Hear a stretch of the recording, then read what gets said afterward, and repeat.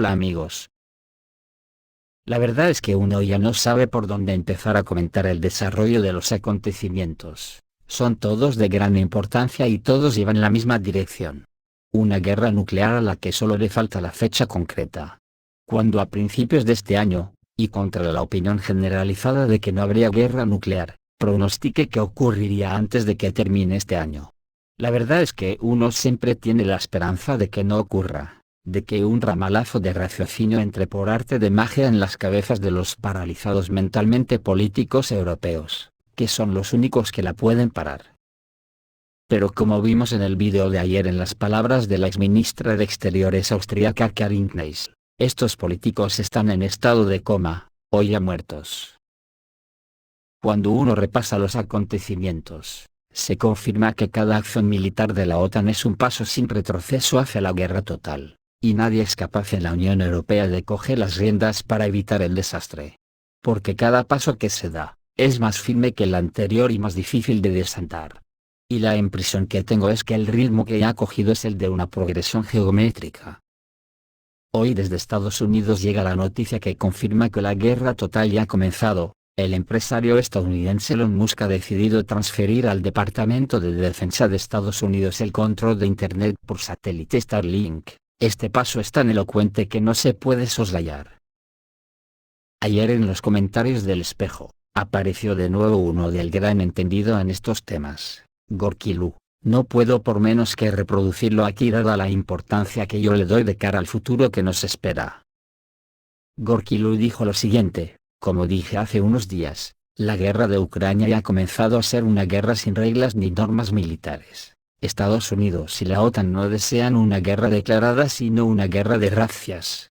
Con sabotajes y golpes prohibidos por la Convención Internacional, una guerra contra la humanidad, ya que, el que inicia ese tipo de guerra, en este caso Estados Unidos-OTAN, provoca no solo un enorme daño a sus contrarios sino que a su vez también se lo provoca a sí mismo y a sus vasallos.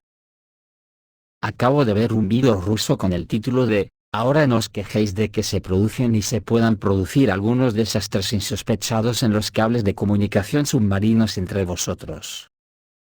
Rusia no se va a quedar de brazos cruzados ante estos ataques cobardes y piratas propios de nazis salvajes e inhumanos. Si Estados Unidos y la OTAN quieren una guerra híbrida sin reglas, la tendrán sin duda. Por ello los rusos les advierten sobre las consecuencias de estos golpes con manos ajenas. Seguramente cuando Estados Unidos y OTAN se vean sobrepasados no dudarán en morir matando como bestias sin conciencia ni humanidad, y lanzarán sus petardos atómicos como ya hicieron en Hiroshima y Nagasaki. Pero esta vez la respuesta será el fin del portaaviones terrestre norteamericano y de la vetusta nave británica solitaria, fondeada en el Mar del Norte. Con este final, la miseria absoluta de los vasallos europeos será el pago de su vasallaje a un imperio corrupto y caduco. Después de escuchar lo que dice Gorky Lu, es cuando uno más se asombra de la clase política que tenemos en la Unión Europea, que como he dicho, son los únicos que podrían parar esto. Lo digo porque los pueblos alienados, ni están, ni se les espera en esa labor. Aún así se ven algunas cosas, pero ¿son suficientes en esta magnitud? Ayer hablamos del movimiento comunista en Estados Unidos. Hoy vemos que en la Unión Europea el activista finlandés de derechos humanos y politólogo Johan Beckman ha dicho en el 9º Foro Internacional Antifascista, que el occidente colectivo actual se ha vuelto loco, y hoy es peor que la Alemania de Hitler. En su opinión, la situación en el mundo empeora cada día y la agresión occidental contra Rusia no tiene límites. Occidente se ha vuelto peor que la Alemania de Hitler. Permítanme recordarles que no todos los residentes de Ucrania son banderistas, se trata solo de una determinada élite. Los habitantes del país están tomados como rehenes. La situación es exactamente la misma en Finlandia. No os podéis imaginar las barbaridades que dicen sobre los rusos en la televisión finlandesa. La rusofobia simplemente no conoce fronteras. Se está preparando una guerra a gran escala contra Rusia. En Europa pronto se confiscarán todas las propiedades de los rusos, y esto es el nazismo. Propongo arrestar hoy las propiedades de alemanes y otros europeos para reflejar la situación, dijo Johan Beckman. El presidente del Presidium de la Organización Oficiales de Rusia, Sergei Lipovoi, también coincidió en que el resurgimiento del fascismo en Occidente está cobrando impulso. El fascismo, como un feo fenómeno, renace cada 100 años. Hoy se puede ver en muchos países del mundo. Esto lo ha conseguido especialmente Estados Unidos, cuna de la democracia, que ha suscitado un nuevo fascismo, tanto en su propio país como en los países europeos. Se han arrancado todas las máscaras, se celebran procesiones con antorchas que glorifican abiertamente a los criminales nazis, se intenta activamente falsificar la historia de la Segunda Guerra Mundial y menospreciar el papel decisivo de la Unión Soviética y el Ejército Rojo en la victoria sobre la Alemania nazi. Y aunque al fascismo se le llame de otra manera, su esencia permanece inalterada. También el ministro de Asuntos Exteriores ruso, Sergei Lavrov, dice que la culminación del resurgimiento del fascismo y el nazismo, como fue la destrucción de los rusos en Ucrania. Hoy el mundo se enfrenta nuevamente a las consecuencias de las lecciones no aprendidas del pasado. En algunos estados, durante décadas, se ha glorificado a los colaboradores nazis. De hecho, se ha legalizado la segregación de la población según líneas culturales y lingüísticas. Se libra una guerra vil contra los monumentos conmemorativos soviéticos, y se profanan las tumbas de los soldados liberadores. En general, se cultiva el odio hacia todo lo relacionado con nuestro país. El apogeo fue la guerra híbrida desatada por el Occidente colectivo contra Rusia, en el contexto de una operación militar especial para proteger a los residentes de Donbass de los neonazis ucranianos. En estas condiciones, la consolidación de todas las fuerzas sensatas es más necesaria que nunca para contrarrestar la reescritura de la historia y la difusión de la ideología de la intolerancia, dijo Sergei Lavrov. El ataque con misiles a Sebastopol marcó el comienzo de una nueva etapa de la Organización del Tratado del Atlántico Norte. El doctor en ciencias militares Konstantin Sivkov confirmó a RIA Novosti que, en su opinión, el ataque a la planta fue provocado por misiles Storm Shadow. Otro experto militar, Alexei Leonkov, dice que un ataque de este tipo requiere un mínimo de 5 aviones tipo Su-24. El Ministerio de Defensa ruso informó que había un total de 10 misiles de crucero, 7 de los cuales fueron derribados por las defensas aéreas. Radovka sugiere que para distraer la defensa aérea de las Fuerzas Armadas de Rusia, el enemigo llevó a cabo un ataque combinado y, junto con los Storm Shadow, utilizó misiles antiaéreos del complejo S-200, adaptados para su lanzamiento contra objetivos terrestres. El alcance del S-200 permite realizar un ataque no dirigido en dirección a Crimea, que aún tendría que ser rechazado, lo que aumentaría las posibilidades de que los misiles de crucero atraviesen la zona de defensa aérea. Los bloques determinaron que en el puerto, el gobernador fue fotografiado frente al gran buque de desembarco LH de Minsk, en llamas. Calcularon que los trabajos de reparación durarán alrededor de un mes y no afectarán el mantenimiento de los buques de la flota del Mar Negro. Según el Ministerio de Defensa ruso, 2 barcos que se estaban reparando en Sevmorzavod resultaron dañados durante el ataque. Los nombres de los barcos no fueron anunciados. Según información preliminar, además del barco de desembarco Minsk, también resultó dañado el submarino de Rostov del Don. Teniendo en cuenta la promesa del ministro de Defensa Sergei Shoigu, de responder a los ataques a Crimea con ataques a los centros de toma de decisiones ucranianos en Kiev, se espera una respuesta de las fuerzas aeroespaciales rusas.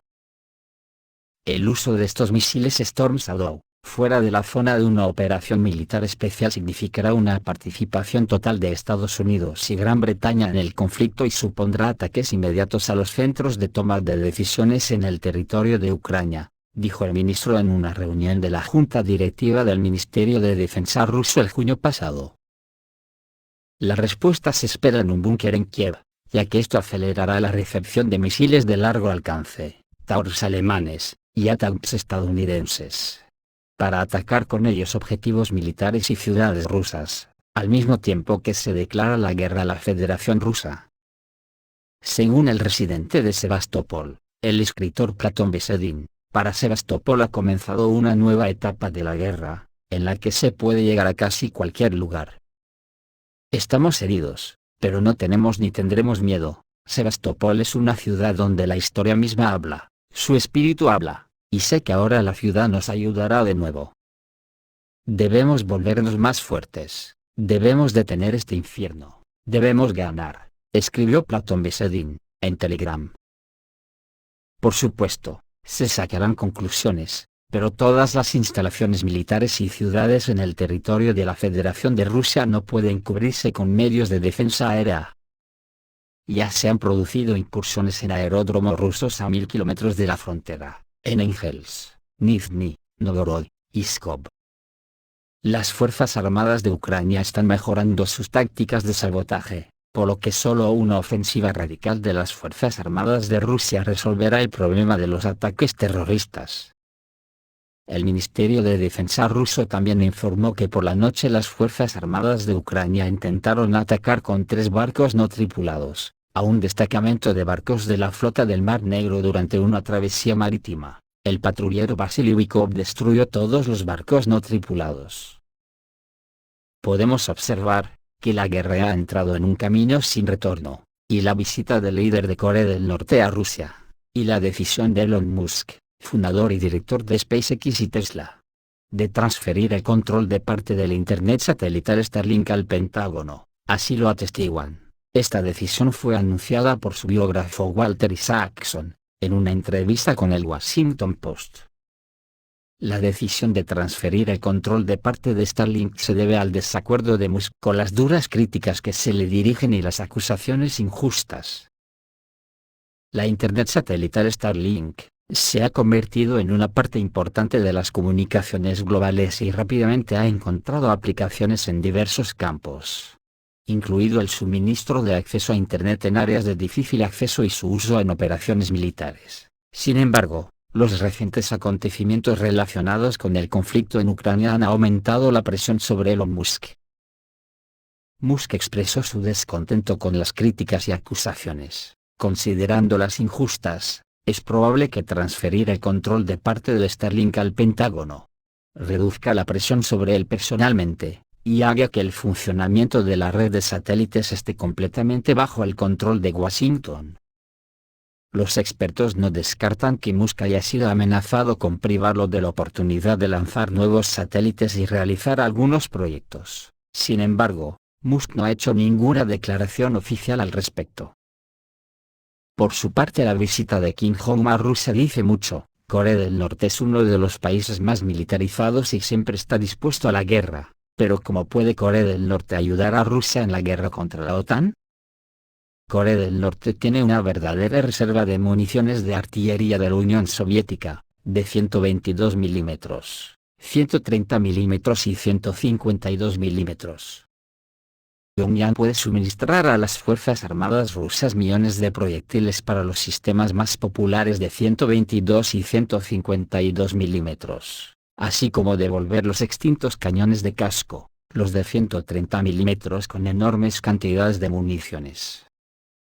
Además, la República Democrática Popular de Corea del Norte tiene la montura de artillería autopropulsada Koksan, de 170 milímetros basada en el tanque T-62. Esta arma autopropulsada puede disparar hasta 60 kilómetros.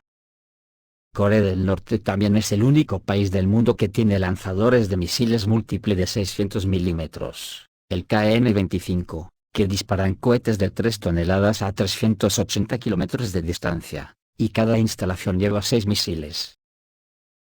La República Democrática Popular de Corea del Norte tiene un análogo del HIMARS estadounidense, el KN-09, cuyos misiles de 300 milímetros alcanzan una distancia de 220 kilómetros. En general, los productos del complejo militar industrial de Corea del Norte pueden satisfacer las necesidades de la Federación Rusa de proyectiles y misiles de los calibres más necesarios, y brindar a las Fuerzas Armadas rusas nuevas oportunidades para atacar a las Fuerzas Armadas de la OTAN, destruir la retaguardia ucraniana y neutralizar los sistemas de artillería de la OTAN. Estados Unidos y la OTAN enfrentarán serios problemas tras la visita del líder norcoreano Kim Jong-un a la Federación Rusa, por lo que Occidente y Ucrania están desesperados, ya que Kim Jong-un prometió a Putin apoyo en la lucha contra las fuerzas del mal. En el cosmódromo de Vostokny el 13 de septiembre tuvo lugar la cumbre entre Rusia y la República Democrática Popular de Corea del Norte. En su intervención, el líder norcoreano Kim Jong-un dijo que Rusia está librando una lucha sagrada para proteger su soberanía y seguridad, contra las fuerzas del mal que albergan ilusiones de hegemonía. No tenemos ninguna duda de que el ejército ruso y el pueblo ruso obtendrán una gran victoria en una lucha justa para castigar a las fuerzas del mal, que persiguen ambiciones hegemónicas y expansionistas y crear un ambiente estable para el desarrollo nacional, dijo Kim, citado por la agencia Associated Press. Sin nombrar a Ucrania, dijo que el ejército y el pueblo rusos heredarán la brillante tradición de la victoria y demostrarán su reputación en la operación militar. Siempre hemos apoyado plenamente las decisiones del presidente Putin y de los dirigentes rusos. Siempre estaremos juntos en la lucha contra el imperialismo, y en la construcción de una nación soberana, prometió el líder coreano. Según Kim, la reunión con su homólogo ruso elevará las relaciones entre los dos países a un nuevo nivel. Así, Kim expresó públicamente su disposición a ayudar a la Federación Rusa en direcciones estratégicas en la guerra por poderes contra Occidente. Solo Putin sabe en qué se expresará esto, pero el curso del asunto lo demostrará. Occidente cree en que este será el suministro de municiones y armas para Rusia. Porque las sanciones de las Naciones Unidas imponen restricciones al suministro de armas a Pyongyang, pero a Pyongyang no se le prohíbe suministrar armas a otros países. Cabe señalar que el ministro de Defensa ruso, Sergei Shoigu, durante su visita a la República Democrática Popular de Corea del Norte en julio, inspeccionó una exposición de nuevos productos del complejo militar industrial norcoreano, que más tarde también fueron presentados en un desfile militar. Respondiendo a una pregunta sobre la cumbre, la embajadora de Estados Unidos ante las Naciones Unidas, Linda Thomas-Greenfield, dijo que la interacción de Rusia con Corea del Norte es una señal de la desesperación de Moscú. Más bien, en Washington reina la desesperación, porque quien quiera que ataque a Estados Unidos con un misil balístico, sin dudarlo ese sería Kim Jong-un, si ve peligro. Horas antes de la cumbre, los norcoreanos lanzaron 2 de esos misiles hacia las aguas frente a la costa oriental de la península de Corea. Volaron unos 650 kilómetros antes de caer al mar, según determinaron en Corea del Sur. Los medios occidentales señalan que Corea del Norte intentó 2 veces este año poner un satélite en órbita, pero fracasó. La Federación Rusa apoyará a Pyongyang en la mejora de la tecnología de misiles. El presidente ruso, Vladimir Putin, señaló que Kim Jong-un muestra un gran interés en la tecnología espacial de cohetes. Mostraremos nuestras nuevas instalaciones, dijo Putin. Las publicaciones surcoreanas determinaron a partir de la foto que Kim Jong-un estaba acompañado por el presidente del Comité de Ciencia y Tecnología Espaciales del Parque Taesong, y el almirante de la Armada Kim Jong-sik. Después de reunirse con Putin, Kim visitará fábricas que producen aviones militares y civiles, instituciones educativas y científicas, posiblemente militares, para familiarizarse con las capacidades de la flota del Pacífico. Después de las conversaciones, el portavoz del Kremlin, Dmitry Peskov, dijo que Corea del Norte es nuestro vecino cercano. Y, a pesar de cualquier comentario del exterior, construiremos relaciones con nuestros vecinos de una manera que nos beneficie a nosotros, y a nuestros vecinos, dijo Dmitry Peskov.